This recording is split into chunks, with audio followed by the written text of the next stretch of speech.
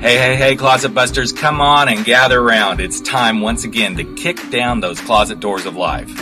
We're here to escape our BS, explore our fears, and elevate our self-expression. I'm your host, Rick Clemens, bold move expert and coming out coach, and I'm going to take you to the party, the pulpit, the wake, and back to the party of living your life uncloseted. So come on, grab hold of yourself and get ready to step out, step up, and step into living your truth as we explore more stories, tips, and tricks for living your life uncloseted. Now let's get to the show.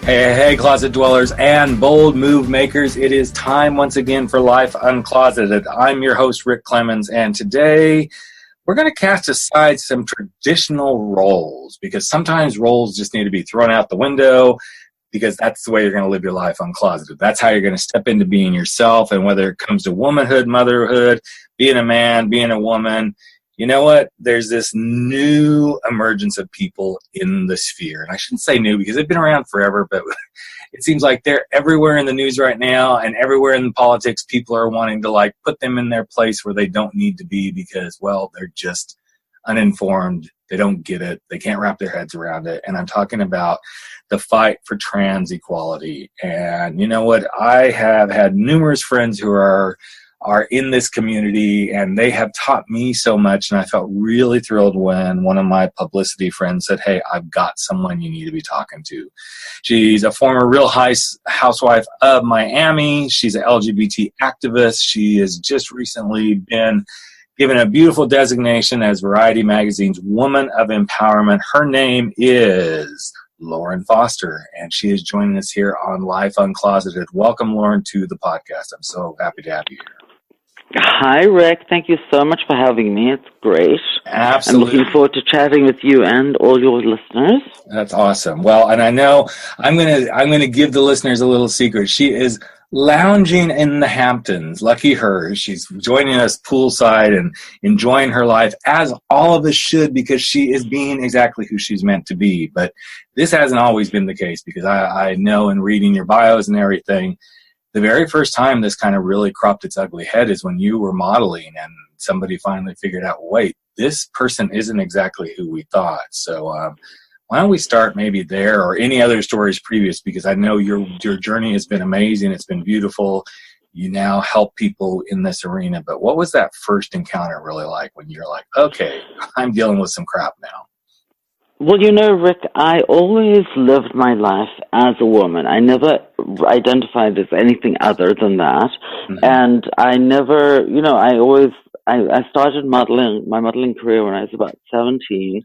And when I first started modeling in South Africa, my friend who was an agent scouted me, and I was never modeling as a trans person. I always modeled as a woman. I also don't believe there's so much going on about this trans revolution. Yep. And there's good things and bad things about it. Like, I don't think that anybody ever should hire me because I'm trans. I think you should hire me because I sell your dresses, because that's how I think. Yep. And I know that sometimes I'm kind of a bad trans person, because I think that people are screaming out loud and clear, oh, I'm trans and equal rights, and that's great. And I think it's moving this, our community forward and making people talk about the community. But I've always felt, I've always identified as a woman, never as a trans woman. So I modeled all over the world, and I ended up in Mexico City and went on a casting. My agent never knew I was trans, and I just went on a casting, and I got this job working, doing a 5-page editorial for Vogue. And it was, it was, every model's ultimate goal is to be in Vogue magazine. And so I was super nervous, and, I didn't want to get my hopes up, and I went on the casting, and I ended up getting the job. And I did the job, and I never said anything to anybody. And it came out 2 weeks after we had done the shoot. I picked up the magazine, and, I went home and, kept on going over it and looking at it again and again and again. And I was thinking to myself, and I started crying because I thought to myself, I'm in this magazine. This is the culmination of everything of my modeling career. And I couldn't really tell anybody, this is so great and I'm trans and look at what I've done, because, you just wouldn't speak about that Sure. in those days. And that was kind of a big moment for me. And then about 4 months later, I think it was about 4 months later, I was in LA, and I was at this store called Gelson's, which is in Pacific Palisades, Yep. which is where I moved to. And I was getting groceries, and I was checking out, and I think it was the Inquirer, and I bought the Inquirer, and I was going through it, and there was a 2-page spread, and it said Vogue model used to be a man. Wow. And basically the photographer had sold my story to Reuters or one of those companies where they, just sell your story. And I mean, my heart skipped a beat, and I went home and I showed my boyfriend at the time. And it was the worst experience, because, I was outed, nationally. And the hard part, the easy part was that, this is pre-internet, because of course, I'm not 20. And probably in like a week or so, as I've said numerous times, that magazine was probably lining the bottom of a birdcage. No one saw it other than the people that read it that week or whatever, or saw it in a dental office or something. So I felt exploited, and it was really difficult, but very quickly afterwards, the story really died down, and nobody really talked about it anymore. Right. Nowadays, if that happened, you would be, the whole world would know, because the internet would just plaster that story everywhere. Right. So, yeah, that's what happened. So let's just kind of bring that to present day, and you just brought this up really well, that if this happened today, because of social media and everything, it would be everywhere. So thinking about that, and I know you've had other stuff that you've done throughout life, but what do you think would have been different for you today if that had happened? What would your life be like as if it was happening right now? I mean, I think I can only think of somebody like my friend Andrea, where, it was all over the press and everything. It's like a trans model does Vogue, blah, blah, blah. And you were kind of talked about a lot, and everybody would praise you, and everybody think, oh, isn't this amazing? This is wonderful. But again, I kind of go back to my story about, like, I think that we should just, I transitioned because I felt I'm a woman. Mm-hmm. I didn't transition because I think I'm trans. And I know that sometimes people have a hard time with that, but that's just how I am. I think people would now, they cheer you on, and they just think it's amazing. And, mm-hmm. But you're cheering me on and thinking it's amazing because you're thinking, oh, this person used to be a man and now they're a woman. Right. Yeah. They don't wrap their head around what this really is. And I realize for everybody it's going to be different. No different than someone coming out of the closet as gay or lesbian, because they can't wrap their head around these concepts of, well, this is how I see myself. This is who I've always been. And right. I almost want to say, and I have many times to someone heterosexually, this is who you've always been. So do you want me to really say, look, you're a heterosexual? Oh, it's like, this is who I know I am. Now, I realize people have to go through this because this is the way our funky little human heads work. But I love how you're positioning this, Lauren, because I'm just a woman, and I transitioned because I was a woman, not because I was a man who wanted to become a woman, which I get. That can be some help in explaining things to people at times, but that's not what this is all about. This is who you were. It's who you've always been.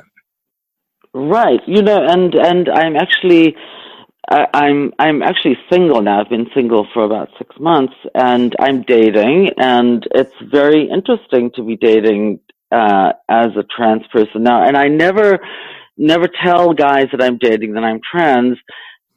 If they Google me or something, they would obviously find out. But I just think that nowadays, especially millennials, which is a lot of the guys that I date are millennials. They're pretty accepting about it now, but that's probably because I act and carry myself through my life as a woman. I'm not. Mm-hmm. Do you know what I mean? I know that Yeah, this is no, I hard to. totally get it. It's a different dynamic, and it forces everything. It's just the excessive communication kind of alleviates tension and resolves more issues than you might think it would. But it's a lot easier, I guess, for trans people nowadays. I just saw that there was a huge article that actually, funnily enough, came out in Variety this week about the trans community being accepted into the entertainment world. Now, that's great, and Laverne Cox is amazing, as are my friend Trace Lissette. She's incredible. Mm-hmm. But they're all identifying themselves as trans people who are acting. Now, I am an actor. I never, don't hire me to do this job because I'm a trans person. Right. Just hire me to do the job because you think that I would, act beautifully in this role. Mm-hmm. Does that make sense? Yeah, it makes complete sense, because I think it's the next layer of acceptance. It's like, does it really matter? And I guess I can see some people's arguments of, okay, but trans individuals should be getting the jobs to play the trans roles. Okay, yeah, I get that, but then we can also say, well, then the gay actors should be getting the gay actor roles. And I want people to get hired, doesn't matter the industry, because of who they are and the talent they bring to the role or to the position. 100%. Don't hire me to play a trans person in a movie. Hire me to play a woman in a movie. Right. And if that woman happens to be a character who's trans, then okay, fine. But that's fine. Yeah. And I guess for me, this was years ago. It was back in 1996 through like 2000. I worked in a software company in Orange County, and one of our support individuals was a trans female. And the reason that we had her there was because she was amazing. It had nothing to do like, oh, let's check the box, which back in 1996, there wasn't even a box to say, okay, we've got our 1% or 2% or whatever it is, trans, gays, whatever. It was just, she was phenomenal on the phone, and she was very good at what she did. We did not hire her because, oh, look, we have our token trans person now on staff. And I wish people could get past this thing in so many different ways of, I want this person in my life just because I want this person in my life. I want them in this job because I think they're the best suited for it. I want to see them on the screen because, wow, they're an amazing performer. That's the thing I wish we as a community, the LGBTQ community, could help move that needle forward more. And I get the fight. I'm not discounting the trans fight whatsoever, because there is so much bullshit right now going on around this. But just accept that people are people, and this just happens to be their story, plain and simple. That's 100% what I'm talking about. I mean, it's just, go ahead. No, so as you're out there doing your work, and you say this is 100% what you're talking about, what do you say to the young people, the millennials, and then even the younger ones? I mean, we got kids coming out trans now, 5, 6, 7, whatever ages those are at this stage. How do you talk to them about, this is what I want you to really learn? What is it you say to them to help them really understand what this movement should really be about? Right now I have an amazing job. I work at the University of Miami Hospital in Miami, and they hired me because I'm great with patients. They hired me, yes, to be the director of the LGBTQ clinic and to help trans people through their medical transition and their journey. And it's great for them to have a trans person because no one knows their journey like I do. Right. But they've hired, and basically, it's amazing because they hired me to do that job, and my job has taken on a complete other turn as well, because the CEO of the hospital saw how wonderfully all patients, oncology patients, everybody reacted to just me as a person, not me because I'm trans. Right. And the way that the way that I deal with those patients, they love that, and so my role now has changed completely. I take care of all the HPPs, the VIP patients, and things like that. So my role has taken on completely different turns because of that exact thing that we're talking about right now.